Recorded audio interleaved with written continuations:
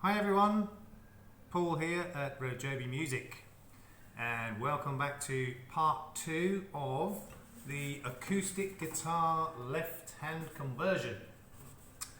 Okay, now to be honest, I've already done a majority of the work for this conversion off camera. I started it on Monday, and that was when I made the first recording, part 1 of this video. And it's now Thursday. Now, as I said, I've already done a majority of the work off camera. I literally haven't had time to film it. I've had to, do the work when I've had time between the teaching classes. And as I've said previously, it's gone mental. The students that we had before have pretty much all started to come back, and we've got more that are coming back. In the past month, we've signed up 4 new students, and there are more to come. It's just absolutely gone crazy, and I'm teaching. I was teaching 7 days a week, but I decided no, I can't do that. So now I have every Monday off, and that's why I started this project on Monday. But I am still teaching 6 days a week and at least 4 hours a day. So something like 25 plus hours teaching every week. Of course, all the planning and the following up and everything else that goes with it. So it's gone absolutely crazy. So I've been doing bits and pieces on this project when I've had time, and I literally haven't had time to set up recording it.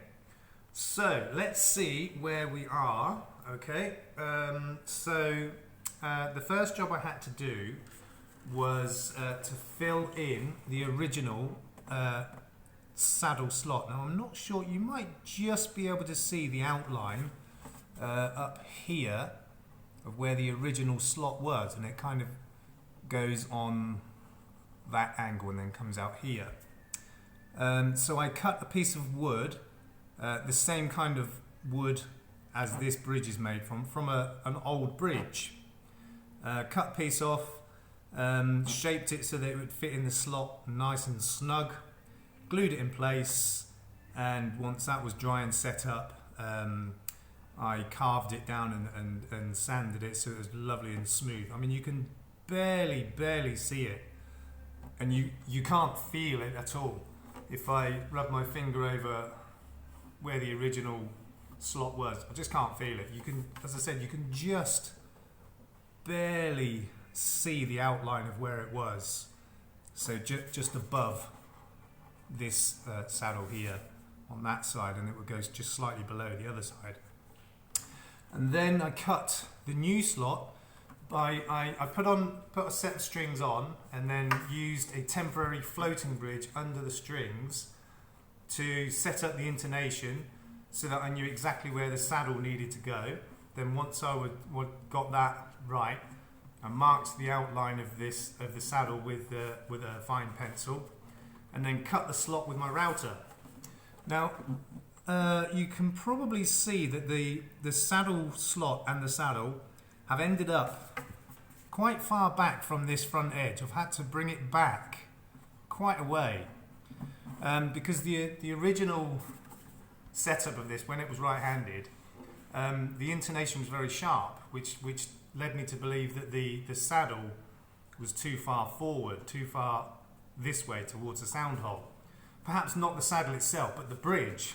I think at the factory the bridge has just been set a little bit too close to the hole. Now I could have reset that, but it was more trouble than it's worth. So luckily I had enough meat on the bridge to be able to bring the slot a bit further back. So it is quite close to that edge, but the bridge itself is very thick, very deep. So I had enough room to play with. And I've put the saddle in, and you can see it's set quite low. I had to adjust it several times. It comes originally quite tall. So I had to literally slice it in half so that I could use the top half of it as the temporary floating bridge to set up the intonation. Then once I'd finished that, I had to glue it all back together, which was quite tricky. And then I had to cut down the bottom of it to bring it down.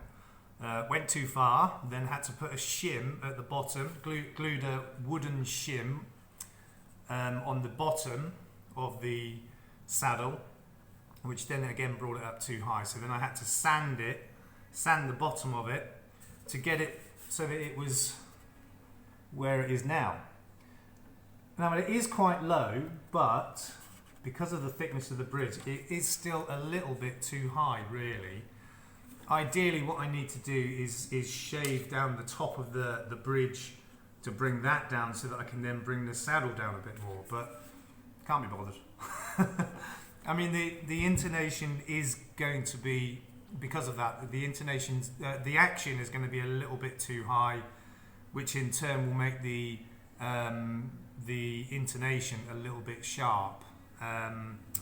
But I think it's going to be close enough for me to live with for now. I mean, I'm not a guitarist. I'm going to learn to play, so I'm not going to be going all the way up the fretboard and fancy chord work and all that kind of thing.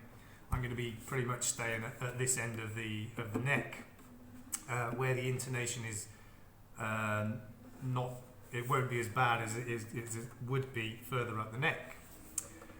So I can probably live with it. I've also put the new left-hand nut in place, and again, I've had to do some work on that. I mean, luckily, it actually fitted perfectly into the original nut slot cut into the neck itself. Fitted in perfectly.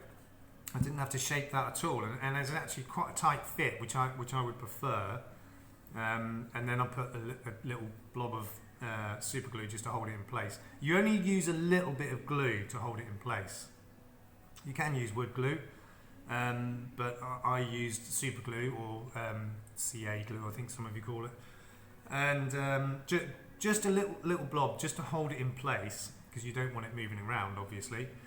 And if you ever need to remove it, if you've got too much glue on there, you're going to cause damage trying to get it out. So a little bit of glue, so if you need to remove it, just give it a little tap and it will come free.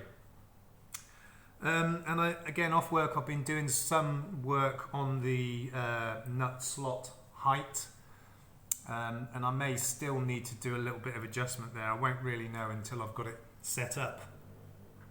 Now, the other problem I ran into, which I knew would be the case anyway, is because this was originally a right-handed guitar, so that would put the bass string this side. So inside the guitar, you've got a brace which runs across the top here. Then you've got an X brace which runs that way, and then you've got some extra bracing down here as well. Now on this side, which was originally the bass string side, there's an extra brace. There's an extra brace which kind of runs across here, and that's to give that extra strength because of the extra tension on the bass string side. So ideally, what you should do if you're converting from right-handed to left-handed, or vice versa, is put another of those braces in the other side where your bass strings are going to be. But it's not impossible. I mean, it's a job I can do, but it's quite a job, quite a bit of work to do that, and not necessary if you use a lighter gauge of string when you do the conversion. So this originally had a set of 12s on it, 12 to 52s, and I've got a set of 10s on there, 10 to 50s. So each string is approximately 2/1000 of an inch thinner than the original strings, which may not sound a lot, but over 6 strings, you would be surprised at how much less tension there is overall using the thinner gauge strings. Probably up to a third less tension. So, you know, if you've got the big heavy gauge strings on there and you haven't got that extra brace in, you can have problems with the top of the guitar starting to warp and distort, and in worst case scenarios start to crack and pull away. So you use the lighter gauge strings, and normally you can get away with that. It's absolutely fine. I'll obviously keep an eye on it, and if I see any, you know, bulging starting to appear, you know, anywhere in this area, and it looks as though it's starting to distort, I'll take the strings off and I will put a brace in. And if I do that, I'll make another video to show that, because it's quite an interesting process. It's a fiddly, tricky process, especially having to go through the sound hole to do it. But it is quite an interesting process. When they make guitars, hand-made guitars, they put all the bracing in the top half with the back off, so they can just put all the bracing in where it needs to be. Doing it through the sound hole is a lot more tricky, but it's not impossible. Okay, so enough waffling. Let's see, is there anything else I've missed? Oh, there was one thing also I noticed before I did the conversion. As I said, there was an underbow in the neck, and I've adjusted the truss rod to take out that underbow. Let me just check that again. Yeah, looks good. So there was a slight underbow, and ideally you want the fretboard to be as level as possible. A very, very tiny amount of underbow is okay, but as close to flat as you can get it, really. And a slight underbow is okay. A slight overbow, not okay usually, because you're going to get buzzing in the middle of the fretboard. Okay, so let's get it strung up and see where we are. Okay, so I'll just angle you down a bit. So I've got the strings already attached at the headstock, because I've already put them on to do a lot of the adjusting that I've done so far. And to keep my bridge pins in a safe place, I've got this little old bridge just mounted on a block of wood, and I keep all my bridge pins in there in the right order, so they go back in the same order. Sometimes you get very slight discrepancies with the with the under part. You're not really going to see that of the peg bridge pin. Sorry.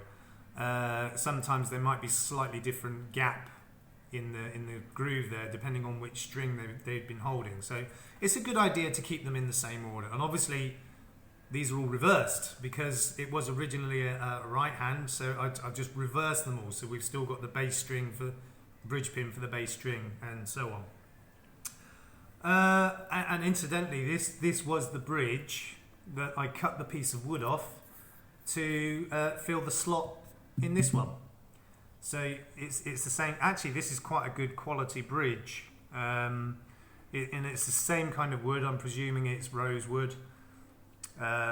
Most of them are, and the colour matched perfectly, and you know, the grain of the wood and everything else, so it was the ideal choice. Okay, so let's start to get the strings in. Okay, so as I said, this is a lighter gauge of string, the 1050s, which I think is the extra light or ultra light in this particular brand. And as I said, that will counteract the fact that I haven't put an extra brace inside the guitar. And I will keep an eye on it. If it needs it, I'll fit it. If not, I won't. Simple as. And personally, I prefer the lighter gauge strings anyway, because I'm used to the banjo, which has quite thin gauge strings, and you know, I'm playing ukuleles as well, which have obviously nylon strings. Okay, so let's get that on the right side. So we want this pin. Get that in the groove there. Ooh, what am I doing? Okay. Alright, so in goes the first string, the sixth string to be fair. Another thing I did as well was because of the break angle from the saddle to the bridge pin is quite sharp, so I extended the grooves a little bit this side. You probably can't see those, but I've just filed the grooves a little bit further this way to make the break angle not quite so sharp. Okay, right, so I'm going to put the rest of the strings on this off camera. I'm going to pause the video now, get all the strings on and start to get them up to tension. Then I'll bring you back and we'll see where we are as far as the string action at the saddle and the nut end, and see what adjustments I need to make. We'll check intonation while we're there as well. And yeah, just see where we're at. Okay, so I'll pause now and I'll bring you back in a bit.